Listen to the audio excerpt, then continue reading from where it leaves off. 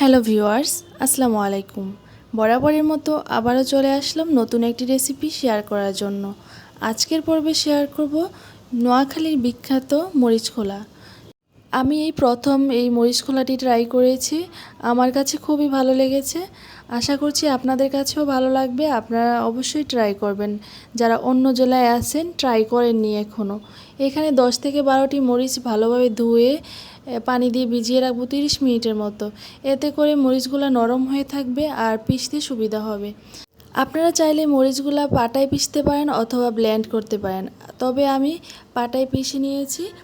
এখানে আমি পেঁয়াজ দিয়ে দিচ্ছি 1 কাপের মতো। প্রথমে পেঁয়াজগুলো দিয়ে নিচ্ছি, তারপর দিয়ে দিচ্ছি টমেটো। এখানে টমেটো মাঝারি সাইজের 2টা টমেটো আছে, তো কম বেশি আপনাদের পছন্দ মতো দিয়ে দিবেন। আর দিয়ে দিব রসুন, এখানে 1 চা চামচ রসুন আছে। দিয়ে দিব 4টা কাঁচা মরিচ, আর দিয়ে দিব আমরা যেই মরিচগুলো বেটে নিয়েছি ওই মরিচ থেকে 2 চা চামচ মরিচ বাটা। আপনারা আরও বেশিও দিতে পারেন বা কমও দিতে পারেন, যে যেমন খান। তবে নোয়াখালীর এই মরিচ খোলাটাও প্রচুর ঝাল হয়, ঝাল ঝাল অনেক মজা হয়। আর স্বাদ মতো লবণ দিয়ে দিলাম, আর 1/2 চা চামচ হলুদের গুঁড়া দিয়ে দিচ্ছি। আর দিয়ে দিলাম 1/3 কাপ সরিষার তেল।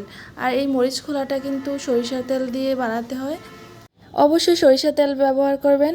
আর এখানে 1 কাপের থেকে একটু বেশি মলাই মাছ নিয়েছি, তো এগুলো সবগুলো একসাথে মেখে নিব ভালোভাবে। তো আপনারা চাইলে কয়েক পদের মাছ নিতে পারেন, চিংড়ি মাছ বা রুই মাছ, যে কোনো মাছ ছোটো ছোটো টুকরা করে দিয়ে দিবেন। তো এখন আমি একটা প্যানের মধ্যে কলা পাতা বিছিয়ে দিচ্ছি।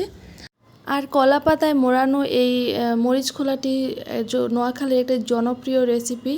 মানে অন্যান্য জেলার যারা এখনও খান নাই বা জানেন না, একবার হলেও ট্রাই করবেন, খুবই সুস্বাদু একটি খাবার।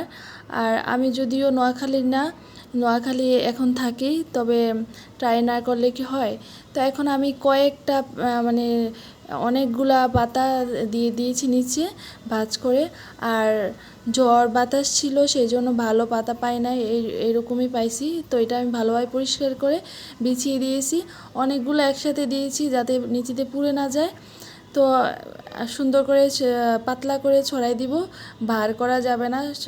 সুন্দর করে সমানভাবে বিছিয়ে দিয়েছি। এখন কলা পাতাটা আস্তে আস্তে মুড়িয়ে নিব।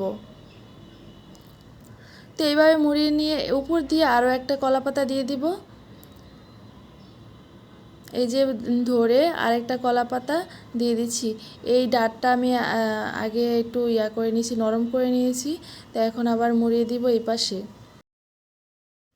এখন চুলায় চলে আসব। তো তাওয়ার মধ্যে আরও কয়েকটা পাতা দিয়ে দিচ্ছি যাতে পুরানে না লেগে যায়।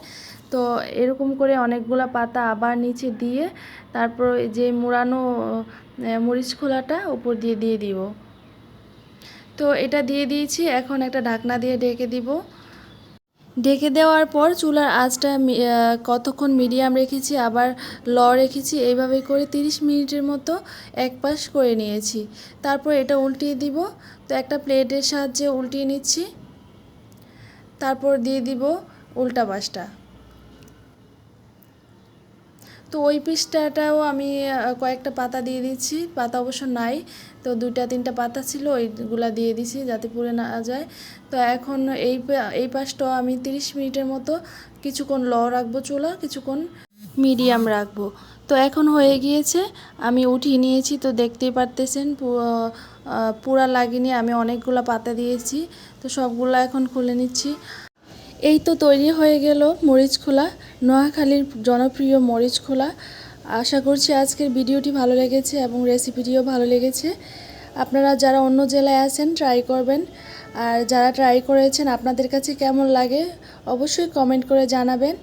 আর ভিডিওটি ভালো লাগলে প্লিজ লাইক, কমেন্ট, শেয়ার করে সাবস্ক্রাইব করে আমার পাশে থাকবেন। ওকে, আল্লাহ হাফেজ, আসসালামু আলাইকুম।